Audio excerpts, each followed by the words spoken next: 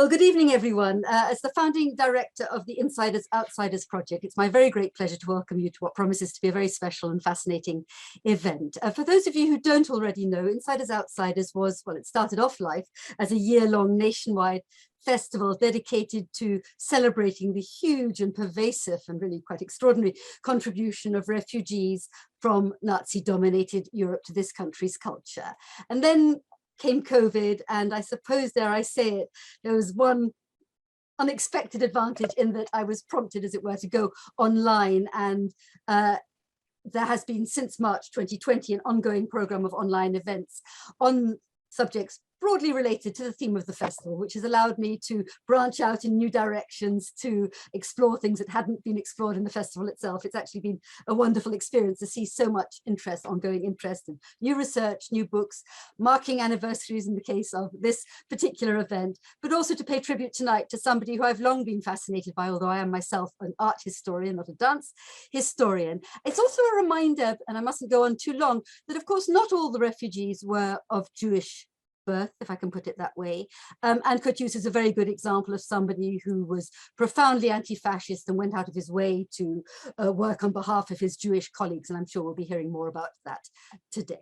Anyway, I'm going to hand over to the person who's really kind of been in charge of putting this event together, my colleague, Dr. Marianne Kant, and she will introduce the others and sort of orchestrate the sequence of speakers. But I'd like to just say a little bit about her first before we begin. Dr. Marianne Kant, she teaches both in Cambridge University and also at the University of Pennsylvania. And in her own words, her research focuses on the ideology and aesthetics of modernism of the 19th and 20th centuries, on the evolution of ballet and modern dance, on theatre and performance in the Weimar Republic and the Third Reich, on anti-fascist exile, and on secular Judaism. Among her many publications, the most pertinent today is a work that came out in German with, if you were to translate it to English, it would mean Dance Under the Swastika in 1996, I think it was. Perhaps tellingly, and I think maybe, Marianne, this is something you might or might not have time to discuss, it was translated into English rather later in 2003. Her co-author, incidentally, was Lilian Karina, as Hitler's Dancers, a really landmark publication, which I'm sure will be referred to. So I think without further ado, Marianne, over to you. Thank you very much. Thank you, and welcome everyone to this early evening event on Sigurd Jooss, and thank you to Monica in particular for organizing it. I'm delighted to introduce our speakers, and the first two have much in common, in fact, though their perspectives are by no means identical. But they both have always combined dance practice with dance research. They are both eminent scholars and dance activists. They have initiated the creation of contemporary pieces. They have been incredibly public-minded, both of them, and have edited journals, curated exhibitions, formed professional organizations. Laure Gilbert, our first speaker, holds a PhD from the European University in Florence in European history, and she wrote that PhD on dance in the Third Reich, a book that has seen its second edition, and that's actually quite a rarity in academic publishing. And it was one of the first systematic investigations of the ideology of dance and Nazism and the collaboration of artists with the regime. From 2002 to 2018, she was chief editor and managing director of the dance books published by the Paris National Opera. She is now an independent scholar with her main focus of research still on the 20th century dance history, and particularly that of and around the Third Reich.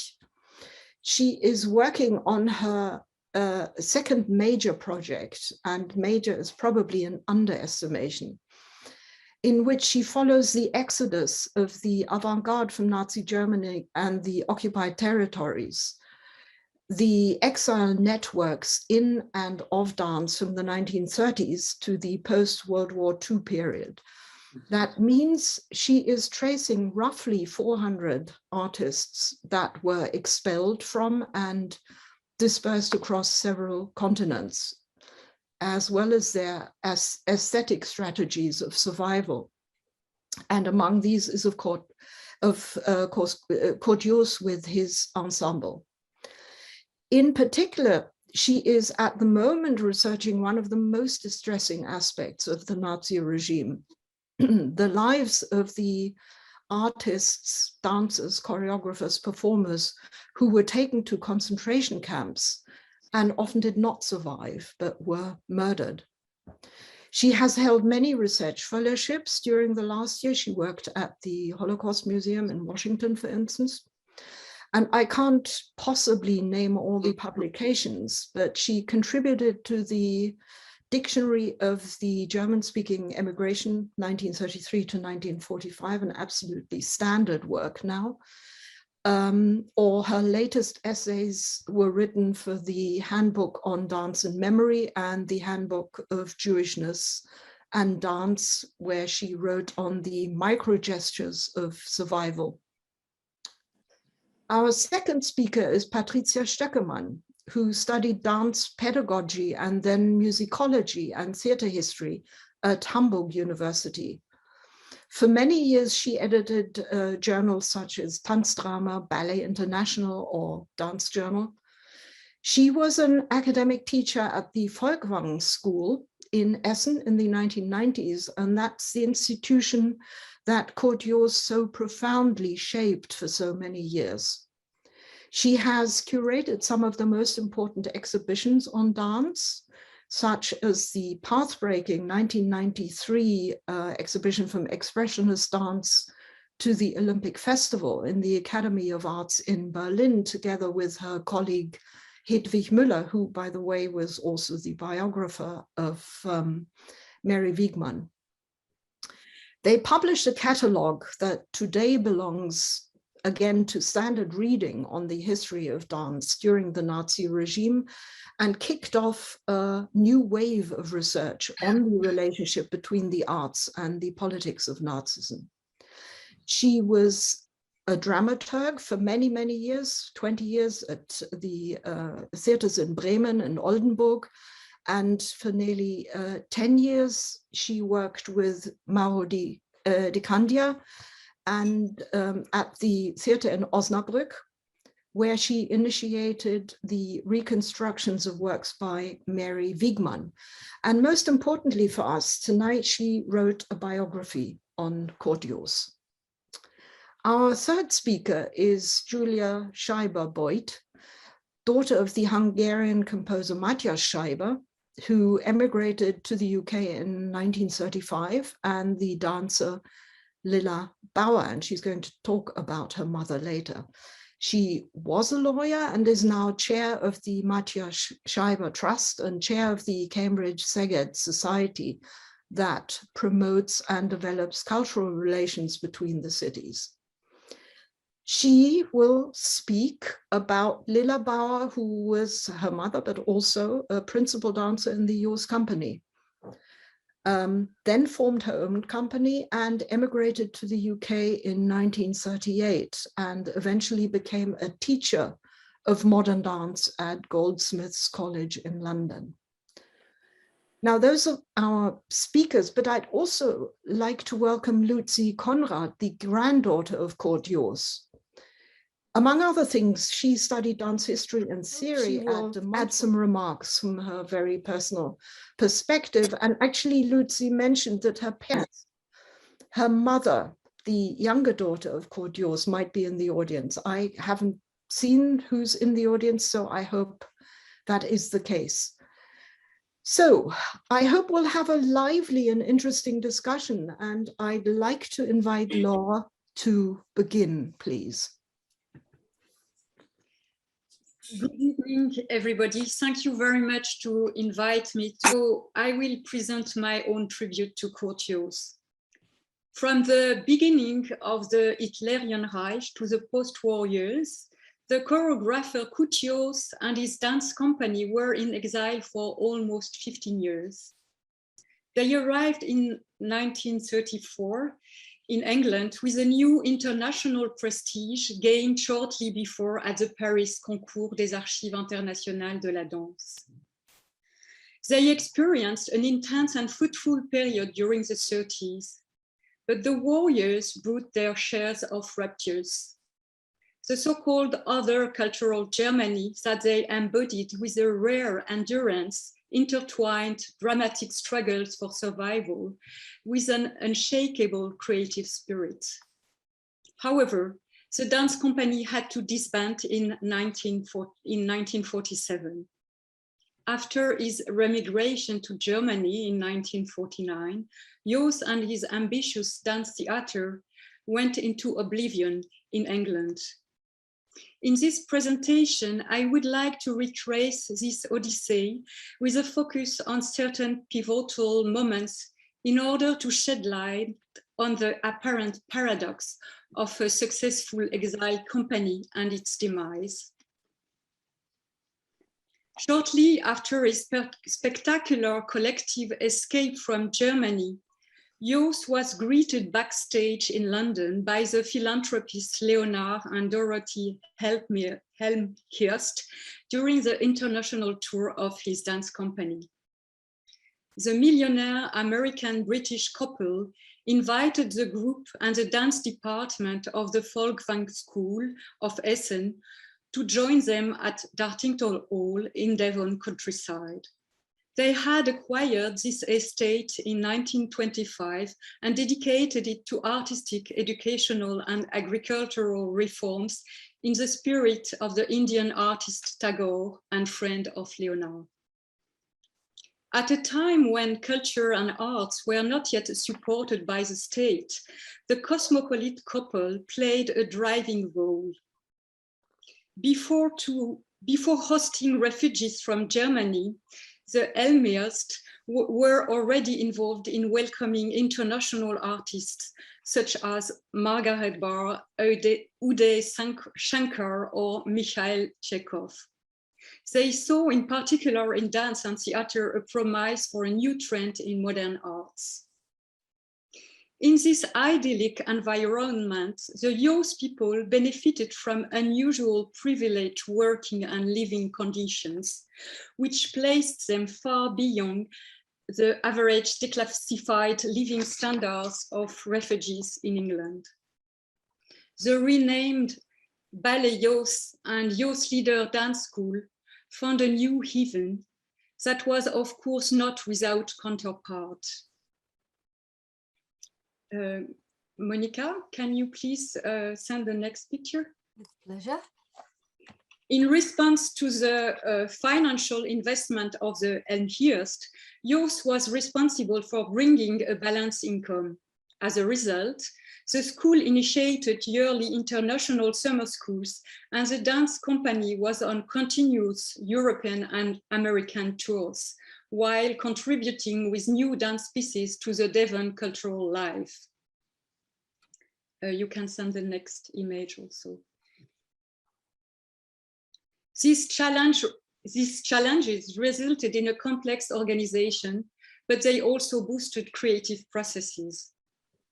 Jooss couldn't have gone through these first exile years without the support of Christopher Martin, the manager of the estate, of Léon Gréanin, his impresario based in France, and of his faithful artistic team, his wife and choreographic assistant, Aino Simola, the composer and pianist Fritz Cohen, no, not yet. Not yet, sorry.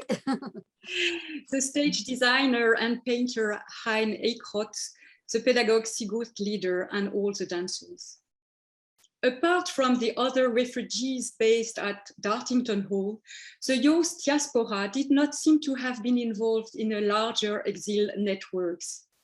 Unlike the majority of refugees for whom exile was synonymous of loss of social ties, the Ballets Jooss experienced a relatively endogamous exile that reinforced its internal solidarities. This solidarity was rooted in an ethical position. Jooss placed the universality of mankind in the center of his vision. This statement, which allowed him to look critically at his time, was linked to his faith in democracy and pacifism. It explained his rejection of the Nazi anti-Semitic policy against several artists of his group in 1933, and his refusal of Rudolf Laban's invitation to take part in the Olympic Games in Berlin in 1936. In this regard, the relationships he had established with his dancers and artistic collaborators were comparable to respectful elective affinities. Although several dancers returned to Nazi Germany after the first European tours of 1933, the other members of the company, most of whom were not Jewish, shared with Jooss the same philosophy. The war outbreak brought dramatic changes. The community of around 60 German-speaking refugees hosted at Dartington Hall had to leave.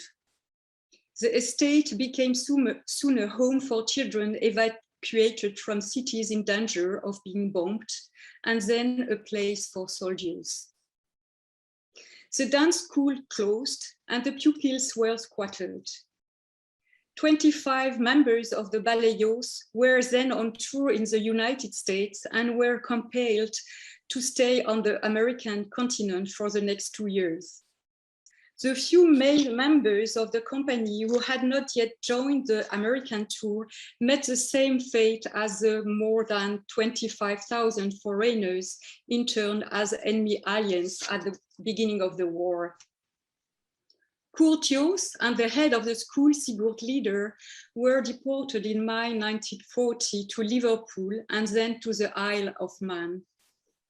In July 1940, the stage designer and painter Hein Heckroth was transferred to Australia with the 2,000 other German, Austrian and Italian people on the famous Dunera ship. Dorothy Elmhirst worked with aid organizations and campaigned for their release, but the Ballets Jooss had entered a period of deep turbulence. Unusual difficulties would emerge with the war: financial struggle, administrative problems, cut with sources of inspiration, lack of horizon for the future, communication breaks and misunderstandings, cultural gaps, personal trauma, conflicts of authority, and so on. But for all the members of the Ballets Jooss, whether they were interned or abroad, continuing to dance despite all was a way to keep alive a unique dance theater project and to oppose gestures of resistance to the locking up of polygamy imposed in the territories under Nazi domination. Hein Heckroth used his sense of humor to resist his condition in the Hay camp near Sydney. But it doesn't seem to have been the case of Sigurd Jooss in the Houghton camp, located in the suburb of Liverpool. You can show the next picture. His sudden loss of freedom and the dispersion of his company and school affected him deeply. The German painter Richard Ziegler, also interned, made a portrait of him that expressed this unhappiness. The chaos and mismanagement of this overcrowded camp during the early weeks didn't help. 40% of the internees were over 50 years old and slept in tents with pillows made of straw. However, the population of the camp was composed of a large number of artists and intellectuals, such as the sociologist Norbert Elias, the composer Hans Gall, or the painter Ludwig Meiner. They kept themselves occupying by lecturing and performing in what became known as a Houghton University. House concerts made with instruments available in the camp became very popular. You can show the next picture, please. It is probably in this context that the Jooss 20 years of commitment to dance were celebrated, as evidenced by this poster made by the German painter Hugo Tachinger. It is likely that the male dance groups that Jooss had put together took part in this celebration. The poster, made with improvised materials such as newspaper, shows the inventiveness of the painter in getting around the lack of material means. In the summer 1940, many of the internees of the Juten camp were transferred to the 11 camps of the island of Man. Kurt Jooss was interned in a camp in Ramsey, in a city in the north of the island, probably in the Mora camp. It seems as no trace of this experience exists. The dance pedagogue Sigurd Leeder was interned for his part in the Hutchinson camp in the center of the city of Douglas. According to the size of the open-air areas of the camps, internees occupied themselves through sports. This was impossible in the camps set up in the narrow hotels along the Douglas Bay, but it was possible on the large square of the Hutchinson camp, where football and bowls were practiced. You can show the next picture. For his part, Sigurd Leeder gave dance and physical exercise classes. Exhibition, theater pieces, and conferences were also organized, testifying of the drive to create of the internees. Among others, Kurt Schwitters gave Dadaist readings and performances. Jooss was liberated in November 1940 and Leeder about at the same period. Despite several attempts, a Jooss trip to the American continent to join the company proved to be impossible. No visa would be issued in the heart of the war. Jooss and Leeder settled in Cambridge, where Jooss' family was living. They were fortunate enough to benefit again from the help of local notables. Next image. They found a roof in the big house of the Rutan British-German family, famous in the conventional Cambridge for its free spirit and rare generosity towards refugees. There, they shared a modest and sometimes conflictual life with other Spanish and German-speaking refugees, among others, the Spanish Catalan composer Robert Gerhardt. They became used to garden vegetables and feed animals together. Jooss suffered a lot from being deprived of his position as an active choreographer. As a response, it tried to maintain a kind of social distinction, which received understanding from Alice Rutan, who gave him a separate studio in her house and then a whole house nearby. In January 1941, Jooss and Leeder reopened on a low scale a dance studio and taught to amateur dancers, among them the future ballet master Peter Wright. The large living room became a rehearsal room for dance training, as well as a place for festive parties. Next image, please. The painter Richard Ziegler, also released from the camp, became a good friend of Jooss and drew many sketches of those dance moments that he left in the house. What happened to the Ballets Jooss itself at the outbreak of the war? The ballet left the United States and became an itinerant group compelled to tour incessantly to support itself. It toured most of the time in all Latin American countries, improvising month after month the organization of the following tours. The composer Fritz Cohen was in charge of the management, working extensively with the impresario Grianin and the local theaters and embassies. A great solidarity reigned among the group. Oh, next image, please.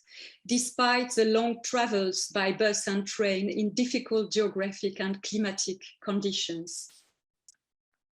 In countries that were new to modern art, they were met with success. They were even able to organize some charity shows.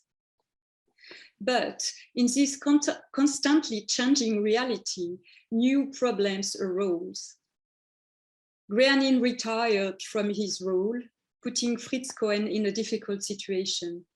Sol Hurok, the famous American impresario of Russian origin, did not wish to help the Ballets Jooss in the organization of a new tour in the United States, despite the former success of the Ballets Jooss.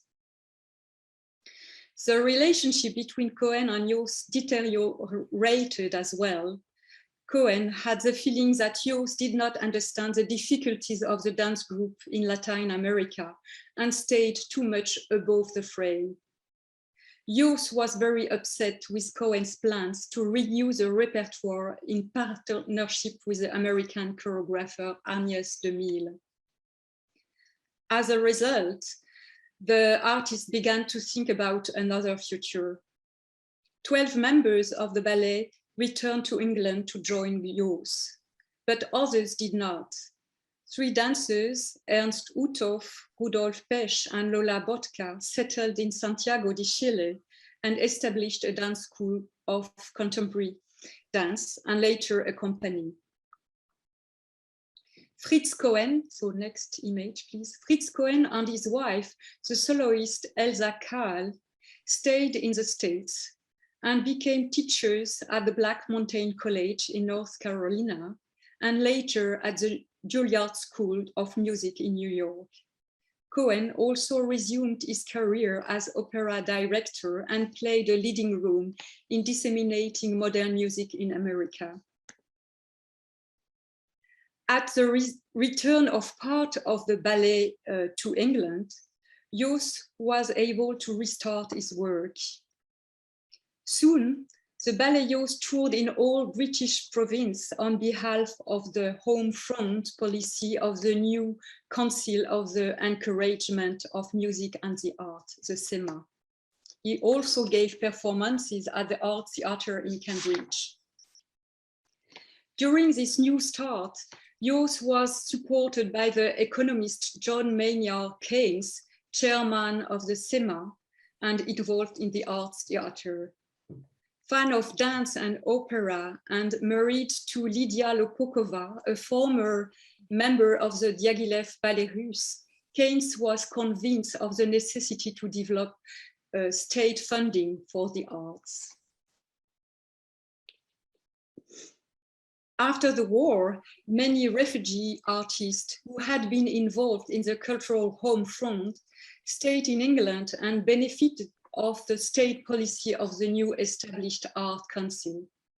However, in the case of Jooss, his post-war trajectory took another turn.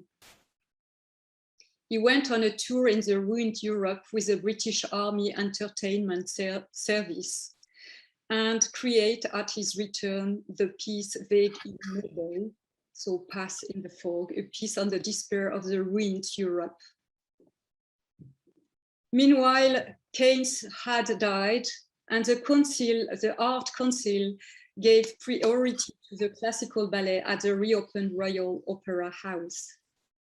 Despite the fact that he took the British citizenship, Jooss understood that there was no future for him in England. He disbanded his group and later he gave a fresh start in Germany, being offered his previous position as director of the dance department of the Folkwang School in Essen.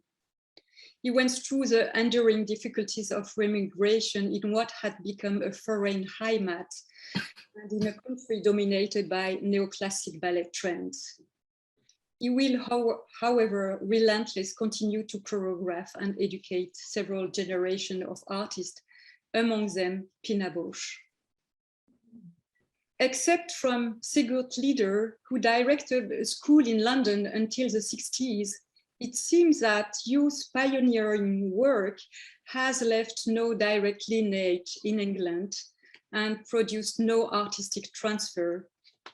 However, he contributed to open up mentalities to modern art, as shown by the long-term artistic life at Dartington Hall. As a conclusion, it seems to me that a transnational history of Jooss and his dance company has to be completed in the light of the unexplored and dispersed archives of the many and various actors of the Ballets Jooss. It is also an invitation to impulse further research on other choreographic artists in England. And this for several reasons. Firstly, it will be important to give voice to artists who have been a bit forgotten despite their contribution to performing arts in England. We can show the next images. For example, I mentioned Lilian Harmel, Lila Bauer, Jenny Gertz, Stella Mann, Zenta Hirst, Fred and Lotte Berke, Hilde Holger, etc. We can also show the next image, yes. It would be also useful to complete a cultural history of exile in England, able to integrate and contextualize the dancer's trajectory in the complexity of the interwar and war years. In that respect, comparative work could be also instructive, notably with other exiled dance groups, such as Gertrude Bodenwiese's Viennese group in Australia, Erika Mann's Cabaret in Europe, or Lotte Goslar's groups in the United States. And finally, it would be also necessary to rebalance some cultural memories that are sometimes too focused on canonical approach. It is a question of both decentering and recentering our gazes. I'm thinking in particular of the controversial figure of Rudolf Laban, who said himself during his time in England that he did not consider himself as an immigrant. Thank you very much for your listening. I'm happy also to listen at my turn, the other participants. Thank you, Laure. Thank you very much. That was fascinating, as I knew it would be. Now, if there are immediate questions, I would suggest they are asked now. Otherwise, I think we should hear Patricia, because she will pick up where Laure just left off, and perhaps that will complete the picture, and then we could enter a discussion. So does anyone have an immediate question?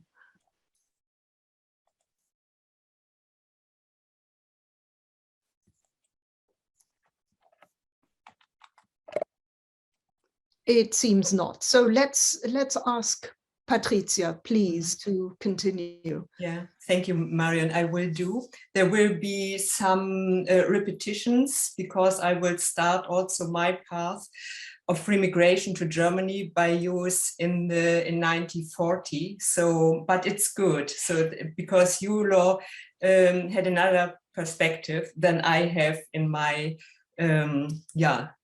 little lecture here. Monica, may I please you to show and start with my keynote photos?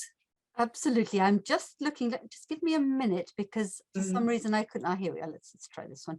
There we are. I think that's better. Okay. Shall I go to the first slide? Yeah, the first slide. And we'll go full screen.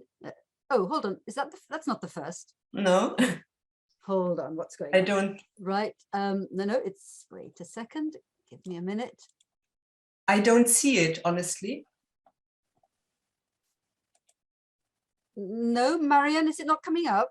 No, it's not coming up. Right, what's happened? Okay, there's something funny going on here. Hold on, what is it though? I think it's something to do with somebody's Mac. Is that Patricia? Was that your? Hold on, we've got a technical hitch here. I've got somebody else. Right. Was it who is using the Mac? I think it was Patricia, wasn't it? Can you close it up and I will screen share without you? So I closed my. Yes, close yours up and now let me try again. Okay. Yeah. Yeah. There we are. That's better. Yes. Is that better? Yes. Yes. Perhaps start with the first. Yeah. Thank you. Okay. Very much. So, Kurt Jooss' Path of Remigration to Germany, the title of my Beitrag. Next, please, Monica. You know this drawing already.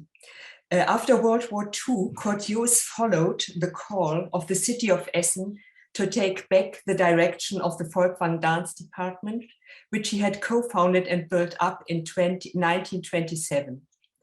In 1949, by now a British citizen, Jooss and his family returned to Germany, which he had left voluntarily in 1933 in solidarity with his Jewish company members, such as his composer, pianist, and closest collaborator, Fritz Cohen. Jooss' decision to remigrate was not an act of quick decision. It took him years to bring himself to take this step. And he did it not least because his financial situation in Great Britain forced him to accept the offer to go to Essen and make a new start for the third time in his life. The path to this decision. Due to the war, Kurt Jooss' radius of action became visibly narrower.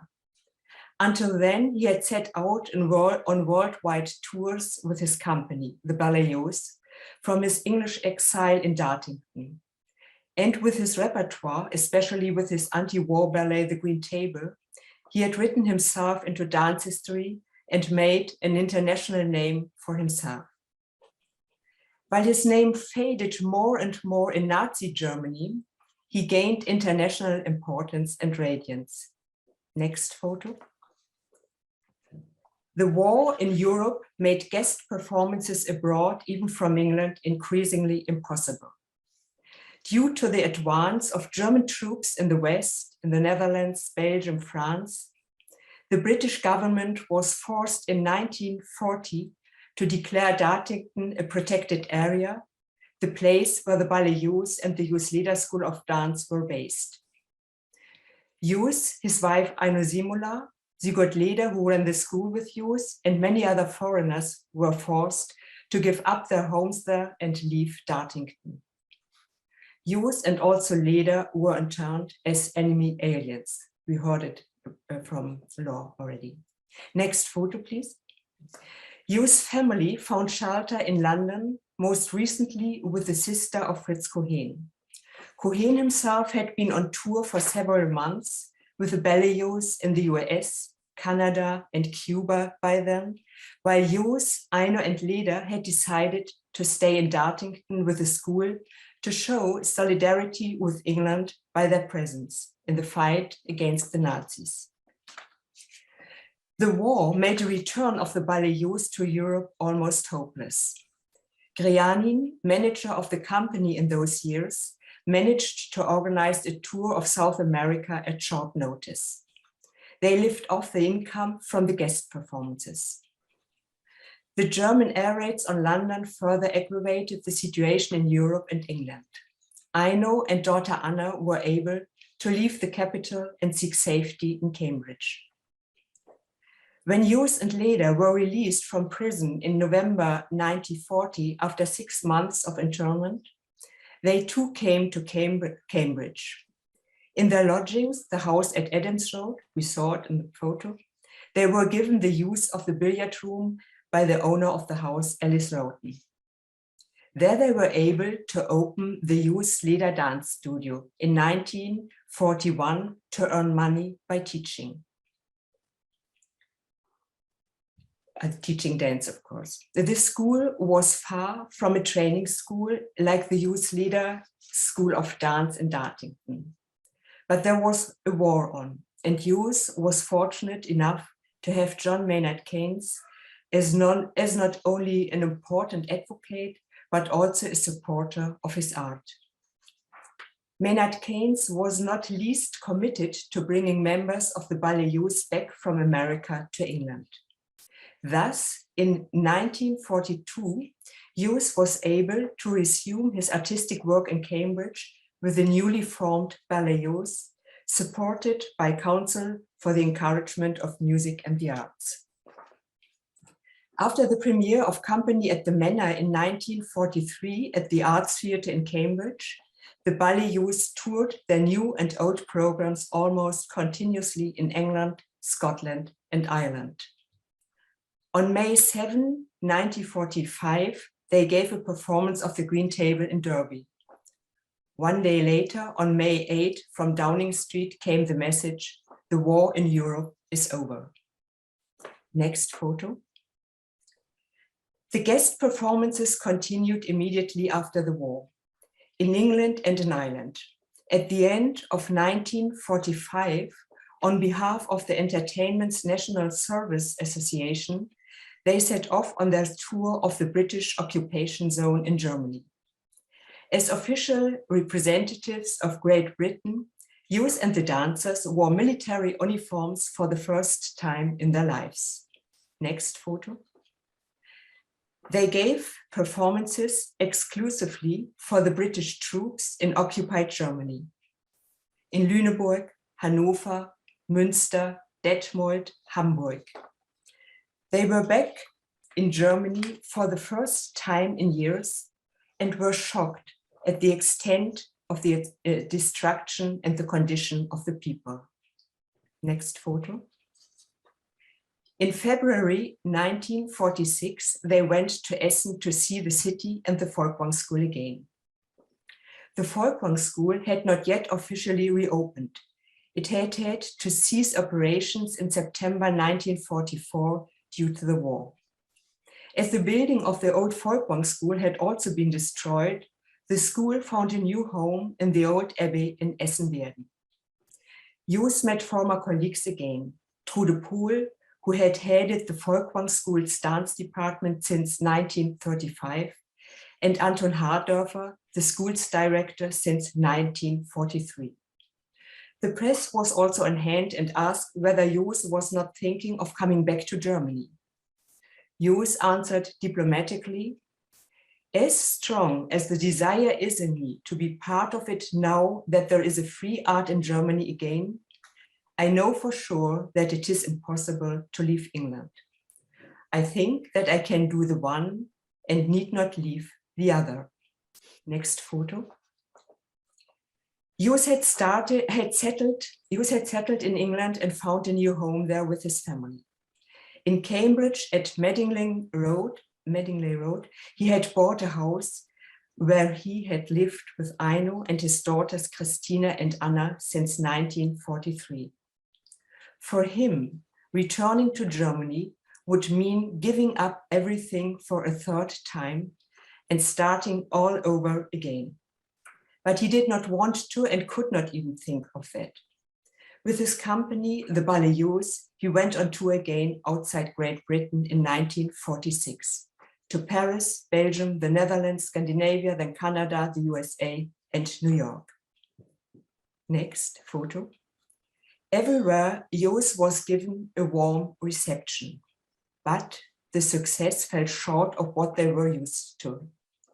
The Jooss group had lost some of its original power. In Europe, too, critical tones mingled with the euphoric voices. An English newspaper asked, "Is Jooss at the crossroads?"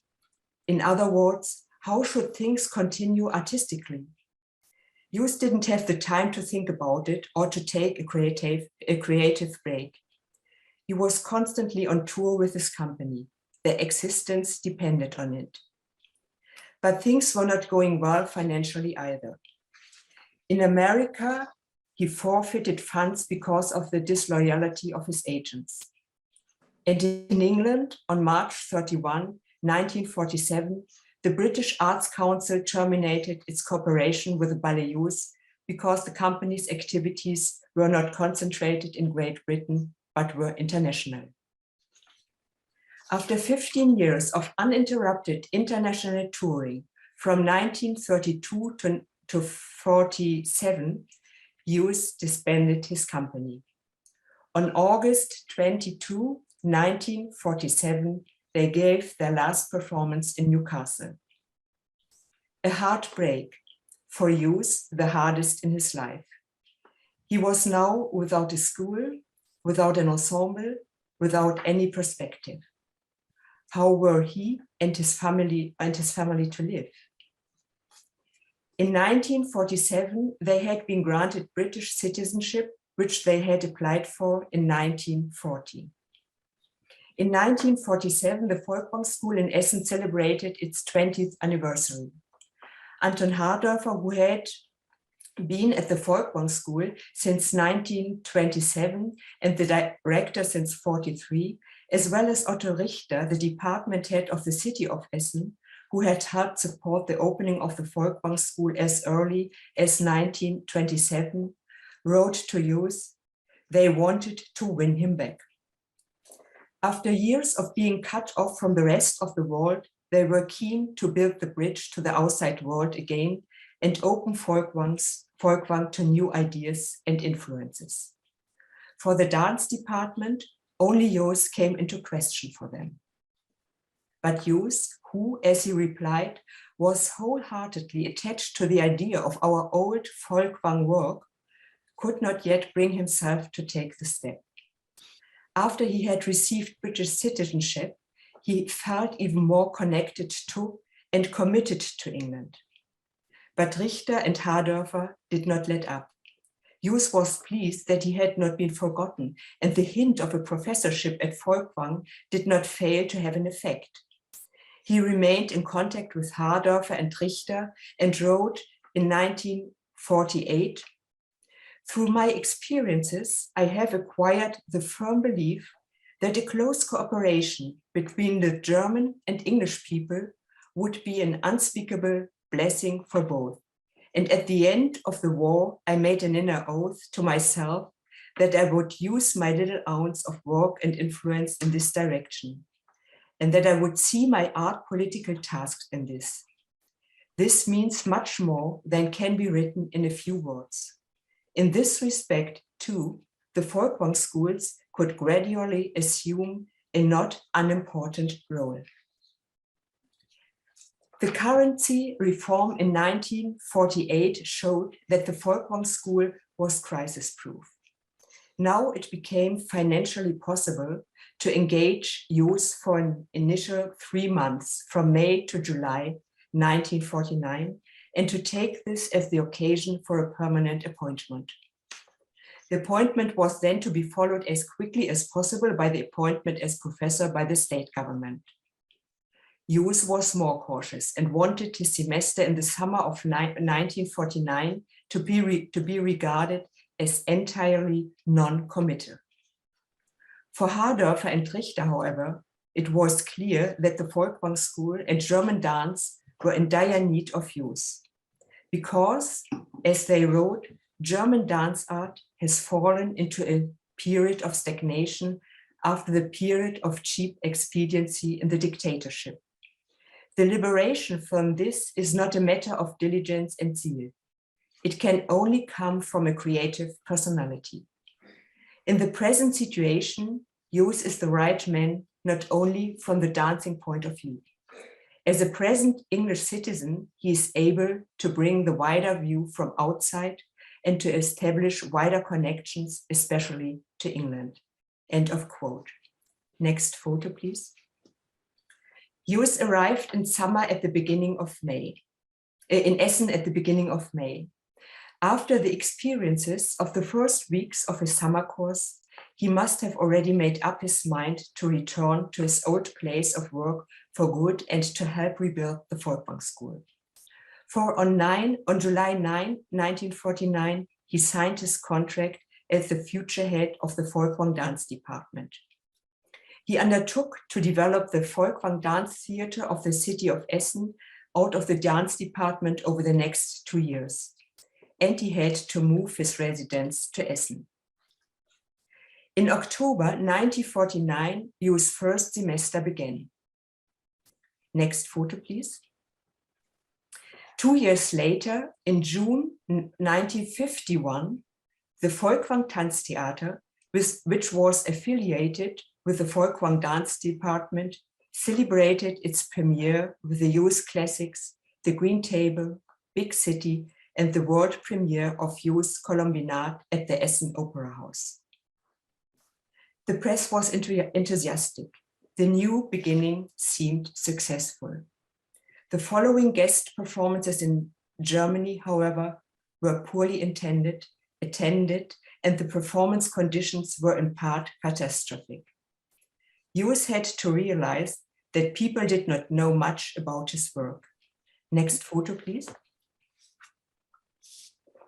For the guest performance in Berlin, he went there in advance to make contact with the people and the city.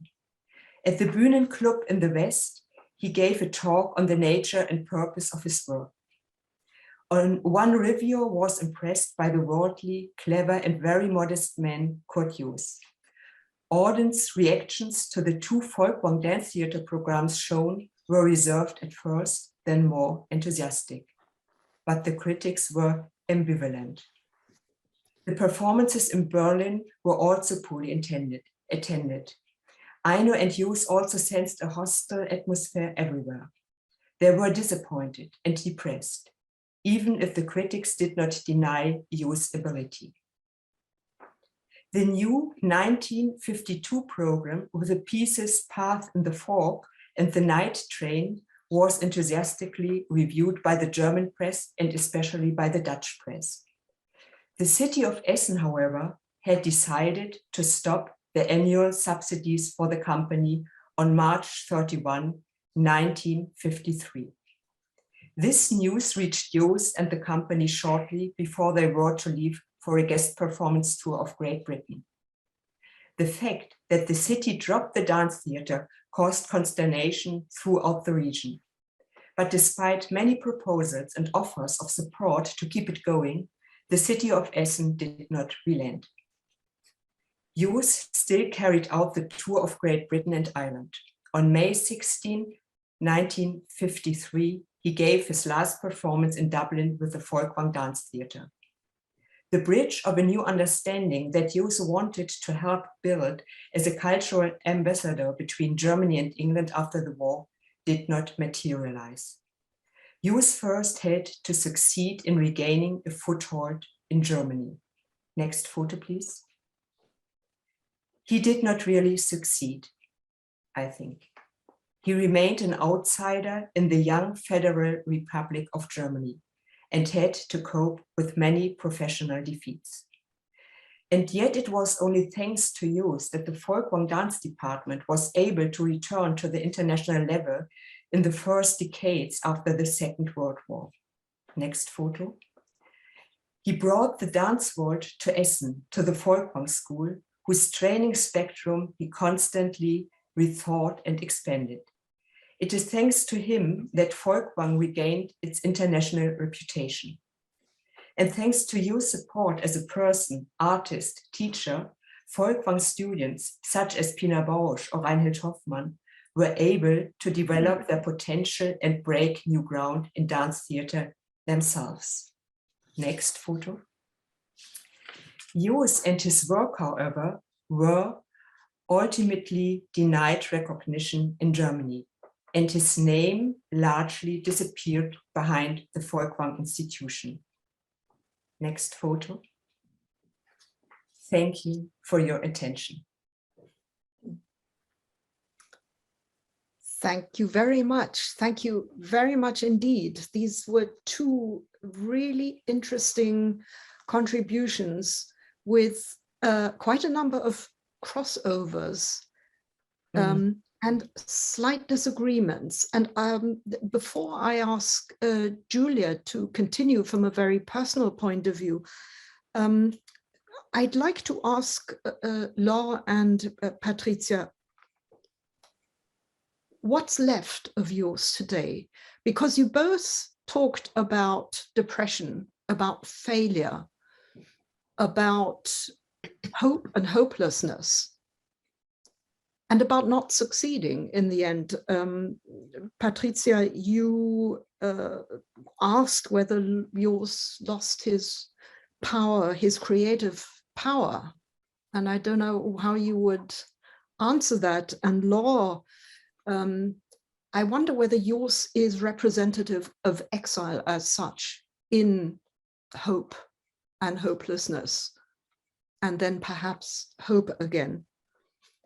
Jooss is remembered for two things today, I think, for the Green Table and for Tanztheater, but not his Tanztheater, but the Tanztheater of his student Pina Bausch.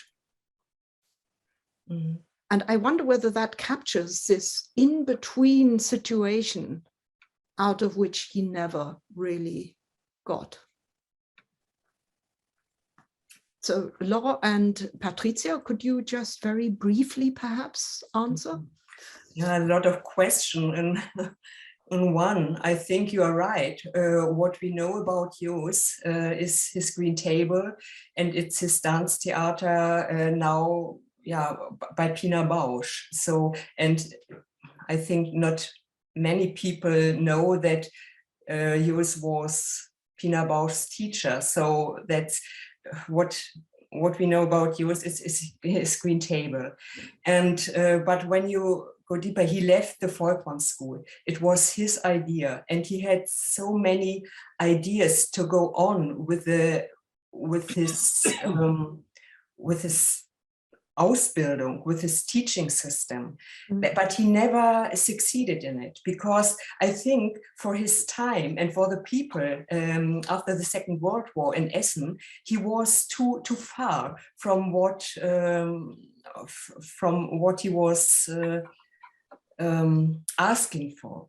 And now, for example, also a Tanzwissenschaft and a lot of things he wanted to establish in a Tanzhochschule, in a high school. I don't know how to in a dance college, yes. In the dance college. And but he was in this way, yeah, he didn't get the chance to develop all these ideas and to put it into practice. So I don't know, I didn't answer correctly on your question, but it's so much what you have to say to why Jooss was hopeless in the end, and a bit also depressed, I must say. Well, the pencil drawing is of a depressed man that you both showed. Laura? Yes. In the end of his life, he spent often the long weeks in Sweden, where he had very good friends, and he started to give his testimony at that time. And this testimony has never been yet published, but I think it is a very important piece of history that would help us to understand better his own view on his own life. It's true that he has always fighted against very hard winds, political winds, and I think he has left a lot, even if he had a very difficult time. The first thing is that he has educated many generations of dancers, and this is really remarkable. And when we see what he's doing nowadays, the Volkwang School, it's his heritage, and it's just huge heritage. And then I think that it is the story of the Ballets Jooss and of Jooss himself. So Patricia has written the first great big biography of Jooss. And this is very important to have this biography. But I think we still have to do some research on the history of the Ballets Jooss, on all the members, on all the people who have worked for this company. And there are many archives and traces all over the world, because this company has been a touring company. And for example, I would be curious to know more about which traces Jooss has left in Latin America.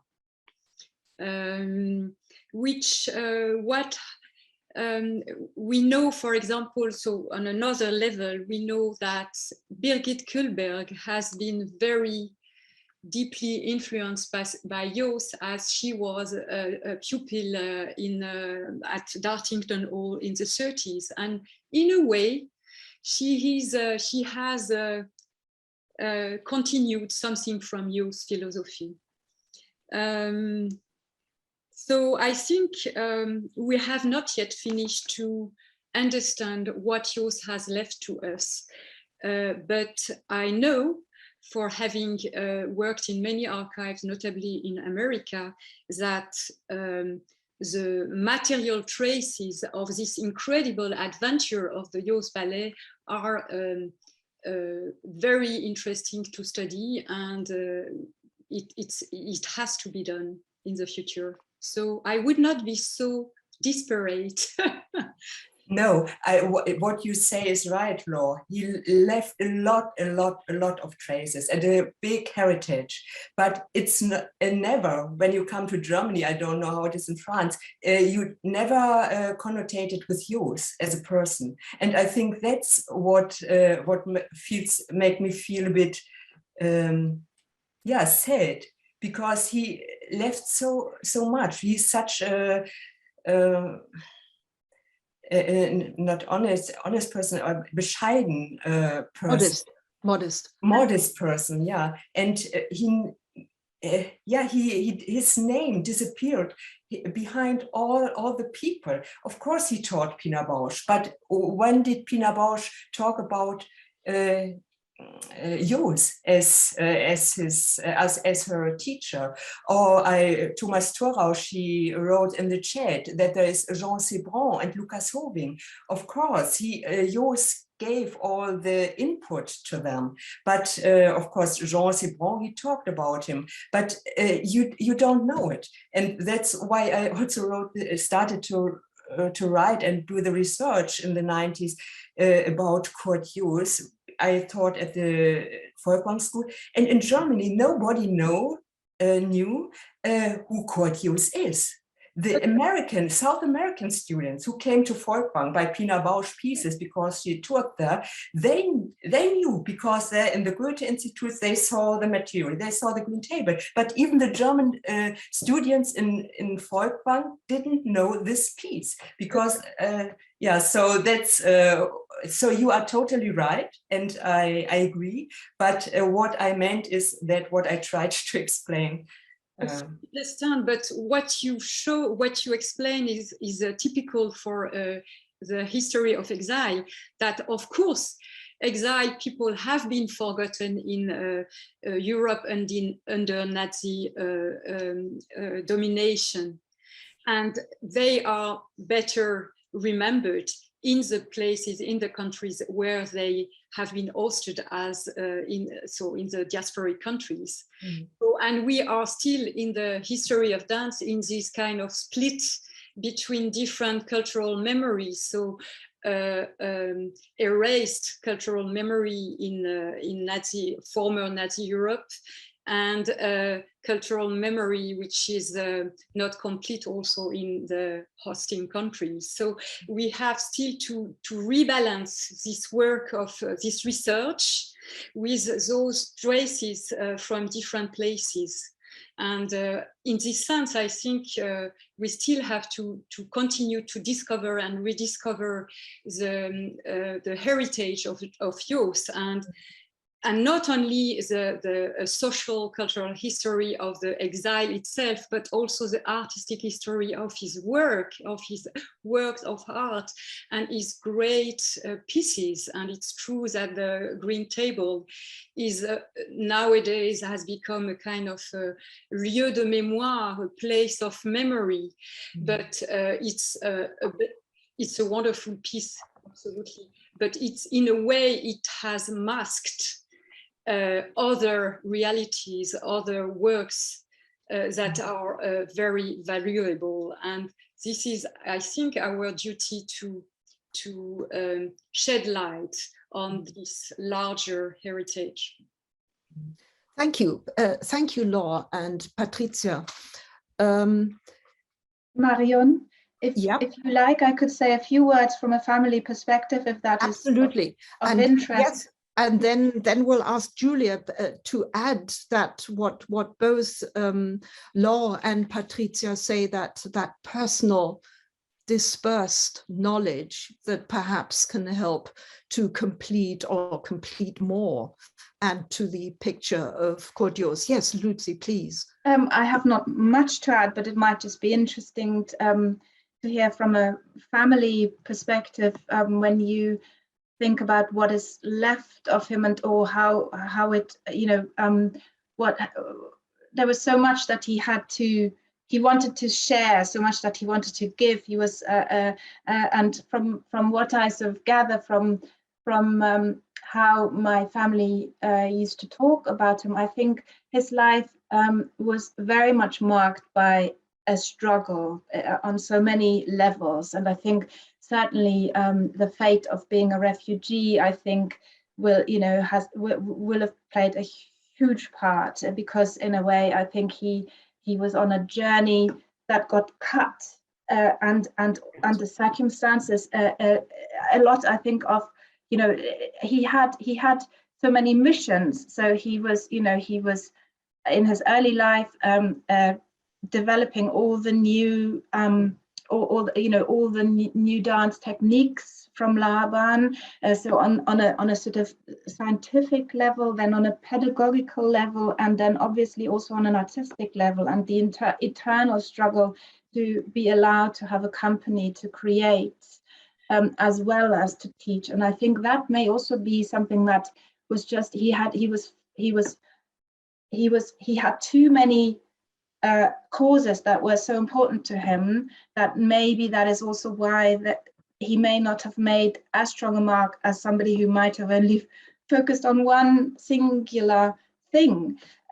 But just briefly, was he depressed? That I don't know. I think it was hard, and at times it was very hard, and I'm sure at times he was depressed, but I don't think that he was a depressed man. At least that's not something that I knew. And lastly, what is left of him, apart from the legacy through his pupils that we know little of, obviously the green table is something that is very truly still very much around, and I am now in charge of giving the rights to companies. So I get approached by various directors from all over the world who tell me that once they danced in this piece, and they have to share it with their dancers and their audiences, because it shaped them as artists so very much that they have this passion that they want to pass it on to the next generation. And that's what I hear again and again. And for me, at least, that is something that, you know, I feel is something to be proud of and something to be thankful. Absolutely. The green table has become one of the most important choreographies of the 20th century. Yeah. Thank you, Lucy. Julia, could you please tell us about Lilla Bauer in this context, and perhaps we can learn something about the indirect influence of Court Jooss. I've shared my screen. Can you see it? Yes, Julia, would you like to go full screen so we don't see the images on the left? No, I can't do that. You can't do that? Okay. You should be able to, but if there's a little kind of screen logo on the bottom that you should be able to click on, but don't worry. No matter. No. Anyway, thank you very much, Monica and Marion. It's great to have an opportunity to speak about my mother, the principal dancer for the Jooss Ballet, and the person for whom the young girl in the green table role was actually created. The first slide is the manifest for September 1936 for the Ile-de-France, on which the troupe went from Southampton to New York. As alien passengers, they had to have a friend in England, and that person was given as Elmhirst, and the address Dartington Hall, Totnes. The second slide, which I have to thank my New Zealand cousin for digging this one out, is the programme for Portland. Interestingly enough, the same theatre as one of your slides came up, but this is the 1936 performance of The Green Table. They must have had a very intensive day of it. They had 8 Jooss performances culminating in The Green Table over the matinee and evening performances. But how had Lilla got there? How had she reached this point? Born in Budapest in 1912, she was the youngest of 3 daughters of a well-known architect, a mother, a housewife, and also in the household lived the maid Mitzi. For most of her childhood, they lived in a comfortable Buddha house designed by my grandfather, which is still there. There was no history of previous dance in the family, but her talent was spotted early and she was recruited. In 1932, age of 19, she had already joined the ballet, initially in Essen, to dance the young girl role. The only production she actually told me about in any detail. Also on that slide is a gift to her from Heine Heckroth, the costume designer. I'm not entirely sure which production it's for, but I still have it. She regarded Jooss as a genius and used Laban notation throughout her working life. She never said anything about Cohen that I can recall. But she did believe that the natural flow of movement for the new dance and was absolutely essential, and she greatly disliked classical ballet and its performers. She said very little about her early life, but luckily we have other resources. In 1933 to 38, she was in a long relationship with woodcut artist George Budai. He was based in Szeged, but seems to have followed her and the ballet around, doing many pictures of her on and off the stage, in and out of costume, and somehow capturing the fluidity of her movement. One of them also picks up on Jooss's use of shadow to suggest movement. Usually, Budai would only put on the location and the year in which the print was made, such as the middle one, which says Rome 1937. But one is actually named Lilla. On discovering that the British Museum had some of his work, I mentioned her name to the British Museum print specialist, who realised that I did know who the mystery lady was, and invited me to look at the 2 folders they have of his work. They were delighted to know more about her. I spent an extraordinary afternoon there and found 14 images of my mother staring back off the page at me. Another useful resource, photographs this time, were the images taken by Lilla's confidant and best friend, the photographer Marianne Weissman. There are 4 of her portrait photos of Lilla on that page. And although she said very little about her early years, this was actually an improvement on my father, who said absolutely zilch about his. But her stories were more about the family and not about life in professional dance. On the next slide, we have some of the joy she shows in movement and also the fantastic control she had and elasticity over limbs and leaps. And I love these, particularly the middle one on the bottom, which I call the leap. She liked simplicity even then and didn't approve of anything she called too showy, which makes it slightly out of character. The middle photo in this section, this slide, is one used by the Bellasi Institute at an exhibition they did in Paris in 2013. They also had 2 other pictures of her from the previous slide, but they misnamed her and misquoted the source. An error which I've still got to refuse to correct. Leaving Essen, the ballet first sought shelter in Dartington, as we have heard. And here is a picture of her leaping across the Dartington lawn. She's still there. And also in 1935, she's in a production of The Big City, which was done in Amsterdam, where she's at the back with a mortarboard. She returned to Dartington for summer courses many times, and sometimes with me in tow. But it was a peripatetic existence. And we know from the shipping manifest that she went to New York in September 36, was still there in November. In 35, she was in Amsterdam. In 37, as we know from Budai, she was in Rome. She was still only 25 and 26. Her dancing and self-confidence were at a peak, and she was also ambitious. Maybe also a little homesick, who knows? So she left the Ballets Jooss in 38 and returned to Budapest to set up her own company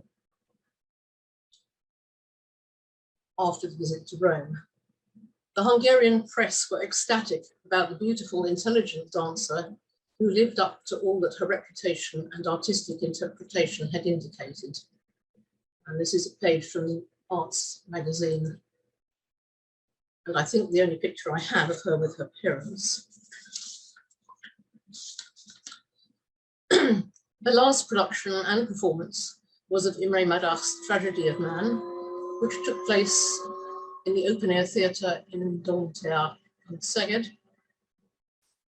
where the large square, which you can see on the other picture, is turned into an open-air theatre and opera house with raked seating for 3 months of each summer, then and still is now.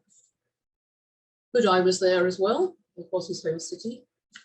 He was completing a woodcut of Madach for a book on Hungarian literary figures, another of Szeged peasantry, and his finest one of Villa. But for whatever reason, they split up and never met again, even though after a spell in London, Budai's depression meant that he lived in a mental hospital only 5 miles from her home. She offered to visit him sometime in the 1980s when she discovered this, but he declined the offer. He died in 1990. Curiously, his grave is only 5 minutes walk from the care home in which Lilla spent her last 6 months. Here is, I think, the finest of his portraits of her. 1938 was the time of her departure from Hungary, although she probably did not know it for the last time. She still had a visa from her travels with the ballet company, and on consulting her parents, who could see only too clearly what was coming, they told her to leave, and she fled to London. This Budai portrait, although it says Transylvanian folk ballad, it's intriguing that it is titled in English. Maybe he didn't complete it before he also fled to London. The printing blocks, which she left at the Netherland Hospital in Cruiston, have been collected and kept carefully in northern England, and I am trying to get them repatriated to Szeged. Her correspondence with Budai, she left with her friend Marianne, the photographer, with instructions that they were strictly to be destroyed if she did not return to Hungary. Marianne did not comply with that, and the letters surfaced in the 1990s and were included in a Budai exhibition in Budapest, where the organizer wrote to tell me they demonstrated a fascinating insight into the arts in the 1930s, with their relationship modestly in the background. 1938 to 45 are a bit patchy, but she was certainly teaching in Eastern London, where she described the schools as having a terrible lack of facilities, minimal heating, outside toilets, cold water, malnourished kids, all very shocking. Possibly on the rebound from Budai, she had married somebody called Vilmos Levi, a sculptor. And the bronze bust that he did of her is also on that slide. I don't think he ever got her in the way that Budai did. Divorcing Vilmos as soon as she could, she then set about building her career here as a teacher rather than as a stylish performer. Interestingly, Levi changed his name to Peter Lambda, who was coincidentally the cartoonist and illustrator for the Podium Club in London, which was run through the war by George Mikesh and a certain Matthias Schreiber. In 1942, the Association of Hungarians in London held a concert party in Conway Hall. The programme includes Louis Kentner, Lilla Bauer, and the London Magyar Club under the direction of Matthias Schreiber. This is the first evidence I have of them actually being on the same stage at the same time. And to the right of that is the cartoon that Lambda did of my father at the piano in the Podium Club with George Mikesh prancing around on top. The relationship between Lilla and Matthias flourished. She lived in a flat in Chiltern Court in Baker Street, surviving the Blitz. He was in the Hungarian enclave based around Belsize Park, but would take his rations round to her flat to get them cooked, and finally moved in with her. In April 46, they got married at Marylebone Registry Office with Leonard Isaacs as the witness. She was now 34 and wanted to have a family, so within the next 18 months, they moved out of London and settled in Caterham, the end of a branch line where my father couldn't go too far. He fell asleep coming home after a late concert.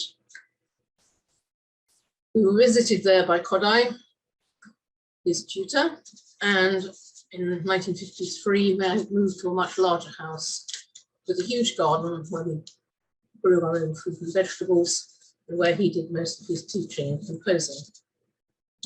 He was killed in 1960, but Lilla lived there alone until she was 98 and a half. Only her last 6 months were spent in the care home. From 1946, she was on the staff at Goldsmiths, then a teacher training college, and there are 2 entries in the records there which are of interest.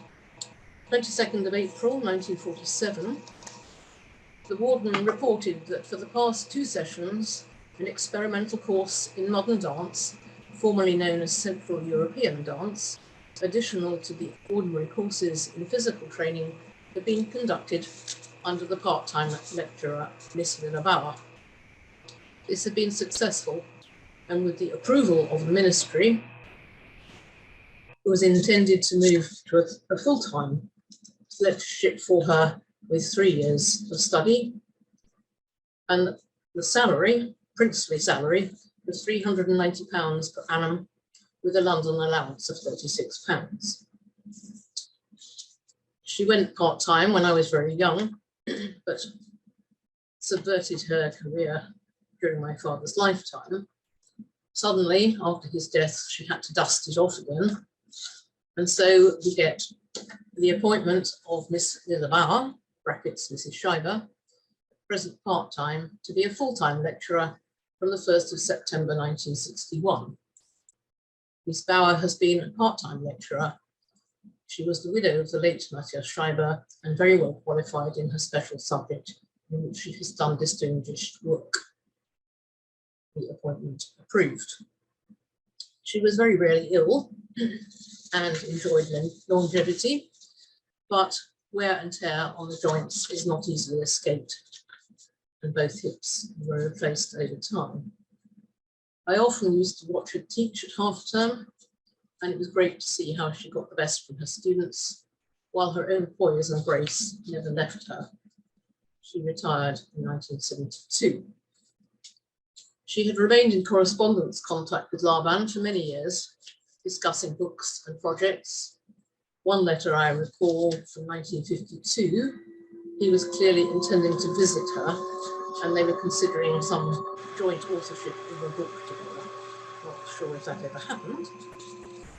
But she would also teach at summer schools in Canada, and where I travelled with her, and around the UK.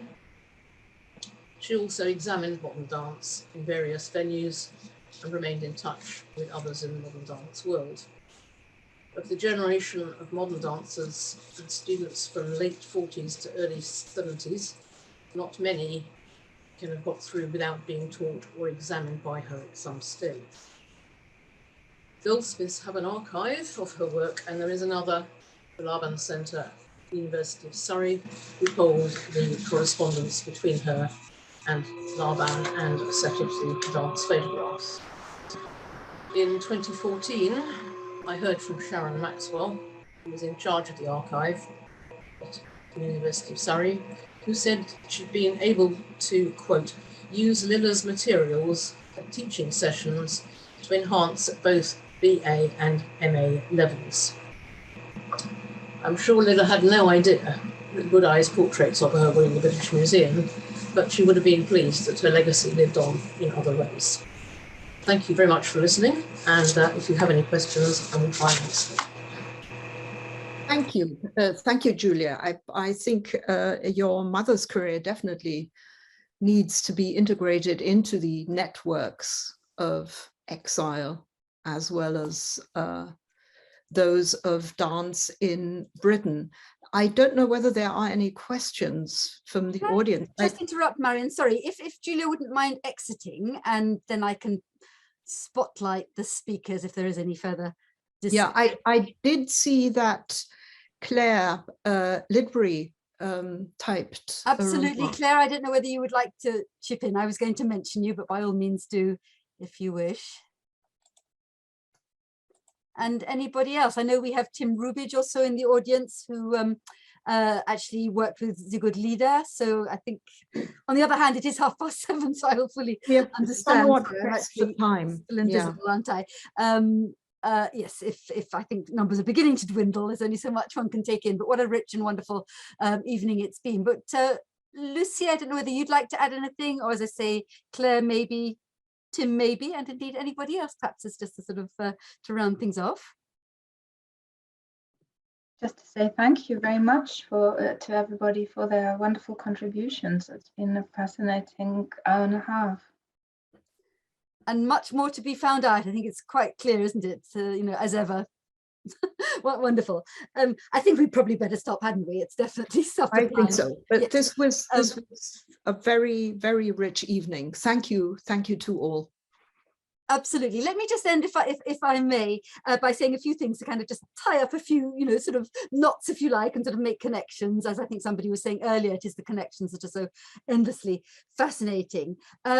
Just on the question of dance specifically, Insiders Outsiders did in fact host an event about the slightly more problematic figure, can I put it tactfully, in terms of his political orientation, of Rudolf Laban, which is on the Insiders Outsiders YouTube channel, as indeed this event will be. It's been recorded, so technology permitting, we'll be uploading it onto the Insiders Outsiders YouTube channel, which you can access very easily, I think, by just doing a Google search. And though I say it myself, it's become a rich, what should I say, sort of resource for events that have, you know, been online in the last 18 months or so, covering all manner of subjects related to the broad theme of Insiders Outsiders.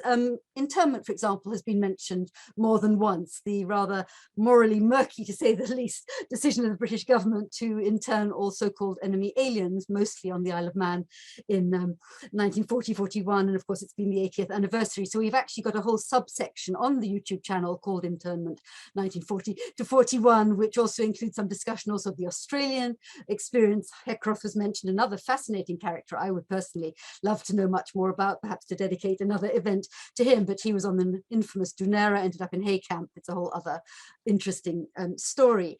And last but not least, and I will let you go in a minute, Dartington. I mean, I know that we have, I think it's Jane Fitzgerald in the audience, and I've just much to my delight, been put in touch with Jane, who I think is still connected with Dartington, because that's another place of sanctuary, a little bit like, well, Glyndebourne or indeed Hampstead, you know, northwest London, extraordinarily rich site of cultural interchange. And I've been long wanting to put together an event that would bring some of those threads together. So I hope, Jane, if you're listening, that we can indeed continue the conversation and make something happen. Lovely. As for, well, actually two things of a very personal nature. I used to attend classes at the Camden Arts Centre when I was a youngster, and I remember quite vividly seeing mostly young girls dancing in the building opposite. And it was, of course, the Stella Mann School of Dance, so another kind of thread there. And also perhaps more directly relevant, I still remember vividly seeing for the first and indeed the only time on the live stage a performance of The Green Table. I think it was in Israel when I was a teenager, and I will never forget it. And I don't know, I'm sort of assuming that everybody here in the audience knows something about it, but what a powerful and prophetic piece of dance drama it is. And I can't help wondering, maybe I could actually end with a question to the speakers. You talk about perhaps a lack of obvious influence, but you know, I'm not a dance expert at all, but you know, when I think of the work of Akram Khan, for example, these kind of emotionally intense dance drama is the word that comes to mind. I mean, isn't there something of Jooss's legacy in work like that? I don't know, Marion, whether you'd like to sort of pick up on that briefly, or any, or I see a lot of dance at Saddle as well, theatre, and I come across quite a few moments where I feel it's been there's a clear influence in many different choreographers across the board.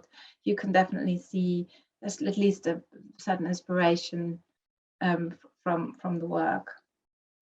Yes, that is true. Definitely, it's very difficult to pinpoint these indirect inspirations that are carried on. And I think I'm very much with Patricia that I would like to see Sigurd Jooss honored more for his direct input rather than his indirect influences. He was so unusual in his humanist and upright attitude, in his solidarity, or Laura called it elected affinities, I think. There weren't many like that. And I think Sigurd Jooss deserves much, much more recognition. Seems a very good point at which to end. I couldn't agree more. So thank you very much, everyone. Just as a more general point to really end things up, to say that Insiders Outsiders is taking a bit of a break over the Christmas winter period. We're resuming in mid-January. If you're interested in knowing more about the festival and ongoing plans, I would strongly encourage you to look at the insidersoutsiders.festival.org website, and indeed sign up to the newsletter, where you'll become then, you know, informed of events. But we have grand plans for the coming year, so I hope to see you again at some of those happenings. Lovely. Thank you very much, everyone. Have a good new year. I hope it's a safe one and a good one for everyone. All the best and good night. And thank you to the speakers. I should have said that very much indeed. Fascinating evening. All the best.